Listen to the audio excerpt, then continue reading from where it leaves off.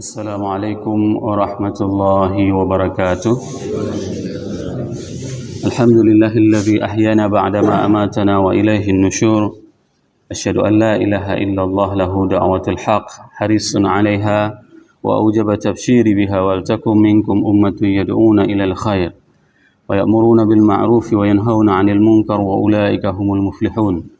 وأشهد أن محمدا عبده ورسوله بلغ الرسالة وأدى الأمانة ونصح الأمة وكشف الغمة حتى آتانا اليقين ليلها كنهارها لا يزيغ عنها إلا هالك. اللهم صل على سيدنا محمد النبي الأمي الحبيب المحبوب العلي القدر العظيم الجاه وعلى أزواجه وذرياته وآل بيته وأصحابه أجمعين. رب اشرح لي صدري ويسر لي أمري واحلل عقدة من لساني يفقهوا قولي أما بعد. Para asatiz yang saya muliakan, ayah bunda yang saya cintai, dan bapak ibu jamaah salat subuh yang dirahmati Allah, terutama penghormatan saya kepada bapak dan rem yang senantiasa melaksanakan salat subuh berjamaah apabila berada di tempat. Ini merupakan salah satu nikmat yang diberikan oleh Allah kepada kita semuanya pada saat ada seorang pemimpin yang menjaga salat subuhnya. Karena ini adalah magnet. Pada saat kesalehan seorang pemimpin tersebut itu diikuti akan oleh para makmumnya. Maka kita sangat merindukan adanya pemimpin-pemimpin, bukan hanya di TNI saja yang melakukannya seperti ini, akan tetapi juga di instansi pemerintahan lainnya. Kenapa? Karena pada saat seorang pemimpin itu menunjukkan kesalehannya, maka bawahannya juga akan menunjukkan kesalehannya. Semoga kesalehan tersebut bukan hanya dimiliki oleh orang-orang tertentu, maka inilah yang dinamakan dengan kesalehan secara berjamaah. Salawat dan salam mari sama-sama kita panjatkan kepada junjungan kita Nabi besar Muhammad sallallahu alaihi wasallam yang telah membawa umat manusia dari alam jahiliyah ke alam yang penuh dengan ilmu pengetahuan. Bagaimana yang dimaksud dengan jahiliyah tersebut? Yaitu pada saat seseorang tidak tahu harus melakukan apa pada saat dia terbangun pada saat dia tidur, maka dia harus melakukan pekerjaan A, B, C, dan D, dan itu adalah semuanya sesuai dengan tuntunan yang diajarkan oleh baginda Rasulullah SAW. Bahkan Rasul mengajarkan kepada kita bagaimana cara tidur. Bayangkan bagaimana konsep hidup yang diajarkan oleh Rasulullah SAW. Rasul mengajarkan seseorang itu kalau misalnya dia tidur malam, maka dia hendaknya memiringkan sebelah kanannya. Dikarenakan apa? Dikarenakan posisi jantung berada di sebelah kiri. Apabila seseorang posisi kepalanya itu lebih rendah daripada jantungnya, maka ini akan mengakibatkan bahwa oksigen itu akan tersalur secara normal ke otak tersebut. Orang yang tidur miring ke kanan itu akan mendapatkan asupan darah ke otak dengan baik. Sehingga seseorang yang tidur sebelah kanan tersebut juga akan terhindar dari cepat lapar. Ini khususnya bagi Bapak Ibu jemaah yang ingin menurunkan berat badan, maka tidurlah sebelah kanan. Karena ini sangat efektif ajaran yang diajarkan oleh baginda Rasulullah SAW. Oleh sebab itu, senantiasa kita memperbanyak berselawat kepada baginda Rasulullah SAW. Agar apa? Agar ada rasa cinta di dalam jiwa kita untuk mengikuti apa yang diajarkan oleh Rasulullah SAW. Semoga jamaah yang berhadir pada subuh yang berbahagia ini merupakan di antara umat Nabi Muhammad SAW yang akan diberikan syafaat oleh baginda Rasulullah SAW kelak di hari akhirat, dan akan disuguhkan air dari telaga Kautsar dari tangan mulia tersebut. Allahumma amin. Bapak Ibu jemaah salat subuh yang dirahmati Allah, insyaallah setiap subuh kita tidak banyak-banyak membahas ayat tafsir, hanya sekitar 1-2 ayat. Dikarenakan apa? Ini untuk memudahkan kita untuk menghafalnya. Agar apa? Agar mudah bagi kita setiap pekan menghafal 2 ayat. Paling tidak setelah tamat juz amma ini, mudah-mudahan ada di antara kita yang memang menghafal juz 30, bukan 30 juz. Ya. Ada yang menghafal juz 30, yaitu juz amma berdasarkan hasil kajian tafsir setiap hari Kamis. Pada pertemuan sebelumnya kita telah membahas tentang bagaimana kondisi orang-orang yang mendustakan agama Allah, yaitu mereka tidak meyakini akan adanya tentang hari akhirat. Bahwasanya Allah menjelaskan kalla bal tukadzibuna biddin, hati-hati kalian. Kalla ini bisa diterjemahkan dengan hati-hati atau tidak, bahwasanya mereka itu mendustakan agama, yaitu mereka itu tidak mempercayai tentang hari akhirat. Pada saat seseorang tidak mempercayai hari akhirat, maka dia sanggup melakukan apapun.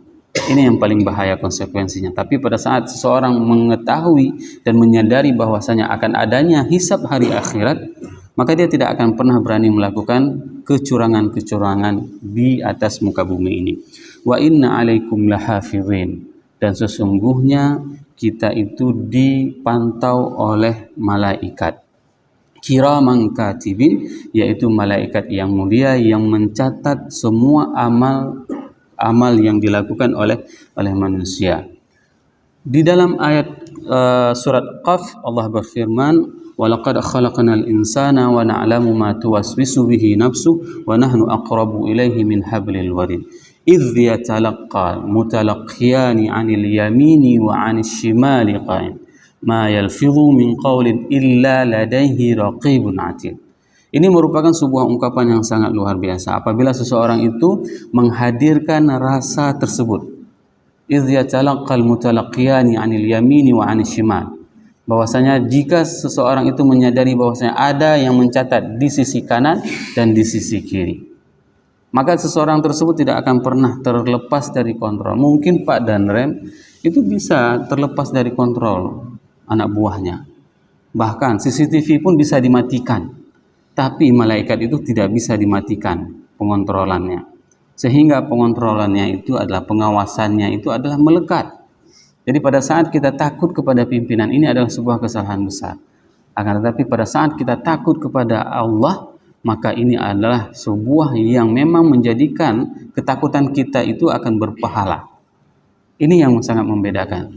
Seseorang itu apabila dia melaksanakan apa yang diperintahkan oleh Allah dan sadar bahwasanya dia dalam pengawasan malaikat kiraman katibin, malaikat yang mulia yang akan mencatat semua perbuatannya. Ya'lamuna ma taf'alun. Ya'lamuna ma taf'alun ini merupakan diungkapkan dengan fi'il mudhari', yaitu istimrar, yadullu ala istimrar. Ma taf'alun, apa yang sedang dilakukan dan apapun yang akan dilakukan. Inilah sebuah hikmah pada saat Al-Quran itu diungkapkan dengan bahasa Arab. Berbeda sekali kalau seandainya bahasa yang digunakan itu bukan bahasa Arab. Sehingga apa? Kosakata yang digunakan di dalam Al-Quran itulah sangat tepat dan sangat sesuai dengan perkembangan zamannya. Sehingga apa? Ya'lamuna ma taf'alun. Para malaikat ini mengetahui apapun yang akan dikerjakan oleh sebab itu apabila seseorang mempunyai niat baik, ya, maka malaikat itu sudah tahu belum dikerjakan oleh orang tersebut. Dan begitu juga apabila seseorang itu mempunyai niat jahat dan dia belum mengerjakan, tapi sudah diketahui oleh malaikat. Kenapa?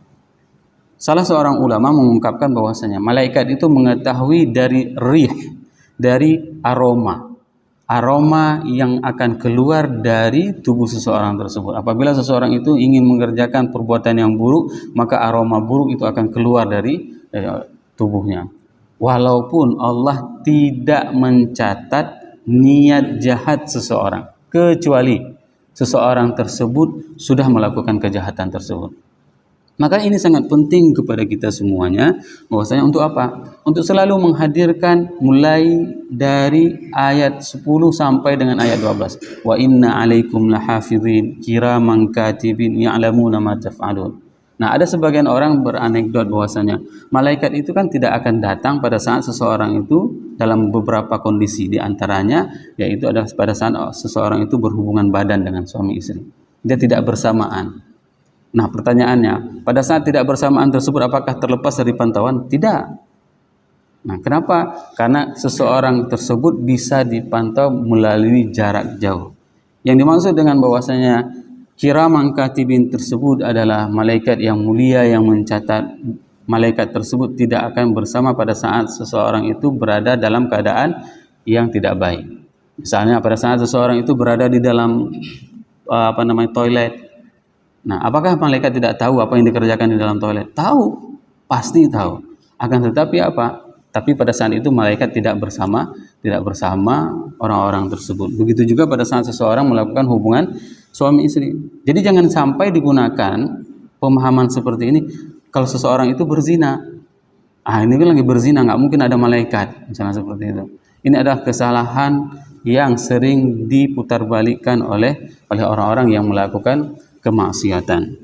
Nah, di dalam surat Kahf tersebut Allah menjelaskan bahwasanya nanti kita di hari akhirat datang dengan malaikat bahwasanya yang mencatat semua perbuatan-perbuatan kita, di mana nanti pada amal-amal kita itu akan menjadi saksi terhadap semua aktivitas yang pernah kita lakukan.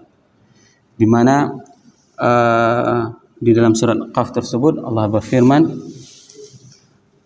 "Walaqad khalaqnal insana wa na'lamu ma tuwaswisu bihi nafsuhu wa nahnu aqrabu ilaihi min hablil warid idh yatalaqqal mutalaqiyani 'anil yamini wa 'anil shimali qa'id ma yalfizu min qawlin illa ladayhi raqibun 'atid idh yatalaqqal mutalaqiyani 'anil yamini wa 'anil shimali qa'id." Ini merupakan kondisi yang memang harus selalu kita hadirkan di dalam tatanan kehidupan kita. Kenapa? Karena kalau seandainya seseorang tersebut tidak termotivasi dengan dalam pengawasan dari Allah, maka dia tidak akan pernah bisa semangat dalam bekerja. Bayangkan, pada saat ada pimpinannya di kantor, maka dia akan semangat. Tapi pada saat dia tidak ada pimpinannya, maka dia akan lemas, akan malas, akan tidak mau melakukan perbuatan-perbuatan yang memang itu sudah menjadi ibadah kepadanya. Kenapa kita katakan ibadah? Dikarenakan ibadah di dalam Islam itu bisa dikategorikan kepada dua hal. Yang pertama sekali itu adalah ibadah mahdhah, seperti salat subuh yang kita laksanakan tadi. Ini memang sudah rutinitas, zikirnya, selawatnya, dan zikir itu bisa dipahami dengan majelis ilmu seperti ini adalah merupakan sebuah ibadah. Nah, ada juga ibadah yang dikategorikan oleh para ulama. Ibadah tersebut adalah semua aktivitas yang kita lakukan itu mulai dari pagi sampai dengan malam hari. Ini kalau seandainya kita persembahkan sebagai upaya untuk memperjuangkan agama Allah, ini adalah sebagai ibadah kita. Bayangkan kalau seandainya kita masuk pagi dari jam 8 masuk kantor, pulang jam 5, ini semua menjadi ibadah. Ini akan semua menjadi pahala. Setiap ayunan langkah mulai dari rumah sampai kepada kantor, ini akan menjadi pahala. Saya teringat dulu pada saat diberlakukannya ada anjuran dari Bapak Danrem untuk qiyamul lail. Maka pada saat itu dilonggarkan waktu masuknya. Dikarenakan apa? Dikarenakan ada aktivitas malam yang dilakukan oleh bawahannya. Ini merupakan salah satu hal yang memang harus disesuaikan, yang dinamakan dengan fleksibilitas.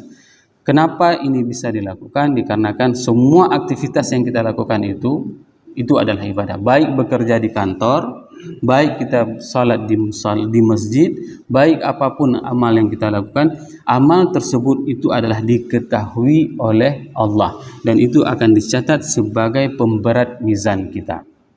Semoga apa yang saya sampaikan pada subuh yang berbahagia ini bermanfaat kepada diri saya dan kepada kita semuanya, sehingga kita bisa meningkatkan keimanan kita, kecintaan kita kepada Allah dan kepada Rasul, dan dapat kita semakin baik dan semakin hari dalam beriman kita kepada Allah itu akan semakin lebih baik. Subhanakallahumma wa bihamdik asyhadu an la ilaha illa anta astaghfiruka wa atubu ilaik. Wassalamualaikum warahmatullahi wabarakatuh.